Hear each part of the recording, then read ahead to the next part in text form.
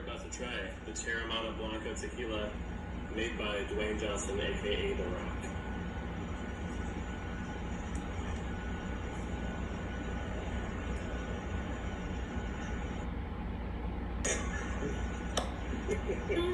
It's open. Right up.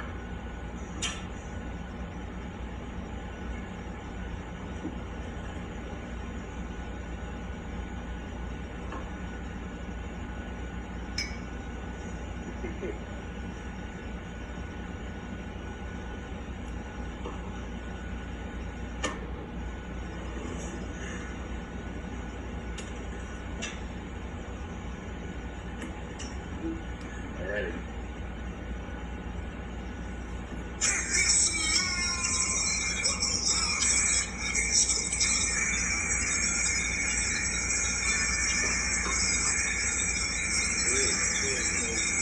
That's incredibly smooth tequila. Look at that. Alrighty. Fantastic. Right there. Good stuff. Fantastic.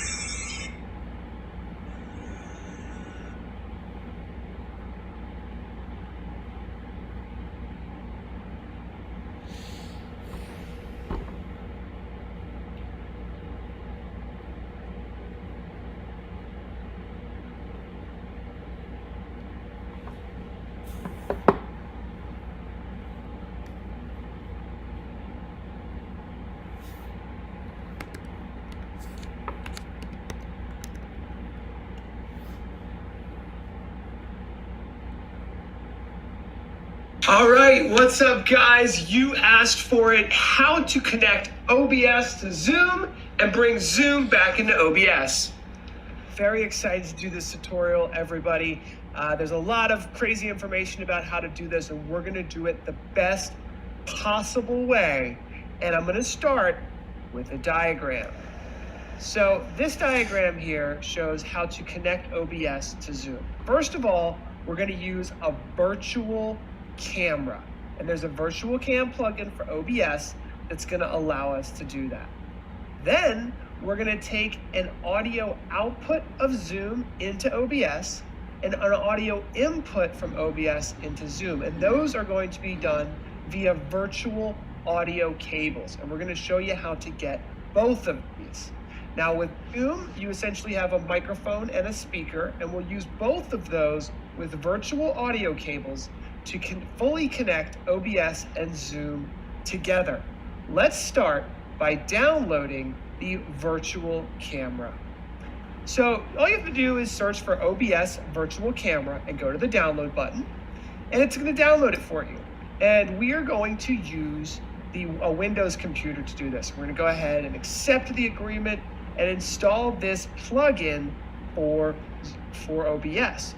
Once we install it, it will be available in the tools section of OBS, and I'll show you guys where to get that. So once it's installed, we can just go right up to tools over here, and virtual camera will open up. Now, the cool thing about virtual camera is that you can just hit the start button and it will start outputting anything from OBS into the targeted virtual camera that you have selected. You can have up to 4 virtual cameras, which is pretty cool. But we just need one, and it will ask you how many you want to set up in the beginning. But there we go. We now have a virtual camera set up. Now it's outputting directly into Zoom. So that is the virtual camera portion of this. But the next thing we got to do before we really get into that is we need to get our virtual audio cables. Where do we get our virtual audio cables? Well, just type in virtual audio cables into Google and click the first thing that comes up. It's VB Audio Software.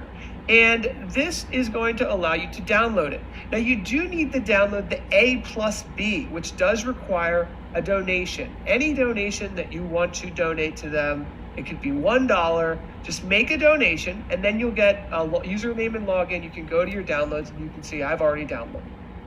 Today, I'm going to show you how to stream multiple guests on your live stream using Zoom and OBS. And most importantly, I'm going to show you how to do it on Mac and PC because there are some differences in how you have to add the audio. So let's get to it.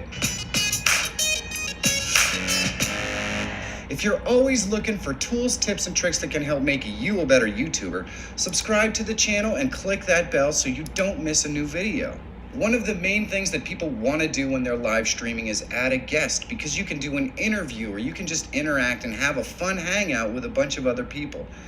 And there are a lot of different ways to do it, but I notice a lot of people like to use Zoom. Because Zoom has a really high quality of video, it makes it nice to use. But when you're streaming multiple guests, a lot of people don't know how to set it up. So today, I'm going to show you how to set up your Zoom live streams, and most importantly, how to add your audio. And we're going to take care of that first, because on Mac, you have to add a couple of things. So let's jump into what you have to do on your Mac in order to live stream with a Zoom guest. Now, to add our guest audio, we're going to have to take a little bit of a detour here. The reason why is because I use a Mac, and unlike a PC where you can add multiple audio inputs, a Mac doesn't give you that option. So what we're going to do is a little bit of a workaround. We're going to add a plugin called the iShowU audio capture device. It's pretty simple. I'll leave the link in the description so you can download this little bugger. And you can see that this has different versions depending upon what Mac OS you're using. But you want to download it, and right here it actually walks you through exactly how to set it up.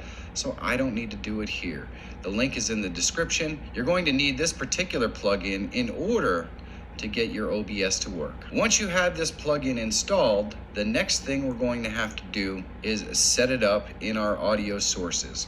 And I'll leave a link in the description to this web page as well, which walks you through how to set this up. But essentially what this setup does is it combines multiple audio inputs into one.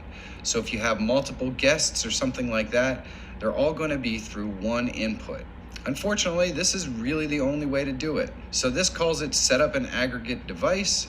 You can see when I set this up on mine, I called it multi-output device. But the link in the description to this webpage is going to walk you through exactly how to set up your aggregate device that's going to connect all of your audio into one. And you have to do this, unfortunately, on a Mac. On a PC, all you have to do is select your audio source. I've had a couple of people come back to me having trouble setting up the aggregate device, so right here are the screenshots of how I have it set up. I've been able to share this directly with a couple of people on Twitter who were having problems, and then they were able to fix them.